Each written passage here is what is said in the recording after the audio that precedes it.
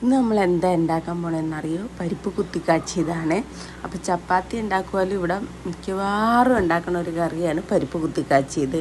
ഇതാകുമ്പോൾ ഉണ്ടാക്കാനും സുഖമല്ലോ, പ്രത്യേകിച്ച് കാര്യങ്ങളൊന്നും വേണ്ട. പരിപ്പ് ആദ്യം ഞാൻ പരിപ്പ് വേവിക്കാനിടുമ്പോൾ കൂടെ കുറച്ച് ഉള്ളി പിന്നെ പച്ചമുളകും കൂടി ഇട്ടാണ് വേവിച്ചെടുക്കണേ.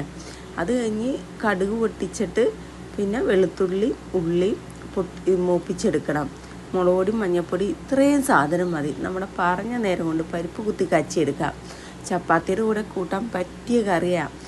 ഇച്ചിരി ചാറും ഉണ്ടാവും. നോർമലി നമുക്ക് ചപ്പാത്തി കഴിക്കുമ്പോൾ കുറച്ച് ചാറ് കറിയല്ല ആവശ്യം.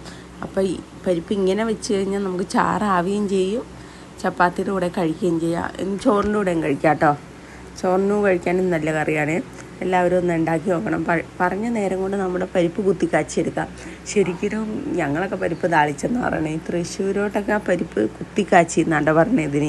ഞാൻ അതുകൊണ്ട് അങ്ങനെ പറഞ്ഞതന്നേ ഉള്ളേ. ശരിക്കും ഞാൻ പറയണ പരിപ്പ് താളിച്ചെന്നാ. അപ്പോൾ എൻ്റെ ഇന്നത്തെ പരിപ്പ് താളിപ്പ് എങ്ങനെയുണ്ട് നോക്കിയിട്ട് ഇഷ്ടമായെങ്കിൽ ഒന്ന് ഉണ്ടാക്കി നോക്കണേ. എളുപ്പത്തിൽ ഉണ്ടാക്കാൻ പറ്റുന്ന ഒരു കറിയാണ്. ഇപ്പോൾ സാമ്പാറിനൊക്കെ പരിപ്പ് കഴിച്ചാലും അത് കുറച്ച് എടുത്ത് വെച്ചാൽ മതി. അപ്പോൾ നമുക്ക് വേഗം പെട്ടെന്ന് ഇങ്ങനത്തെ കറി ഉണ്ടാക്കാം. അപ്പോൾ ഇന്നത്തെ വീഡിയോ ഇത്രയേ ഉള്ളൂ. Okay, by.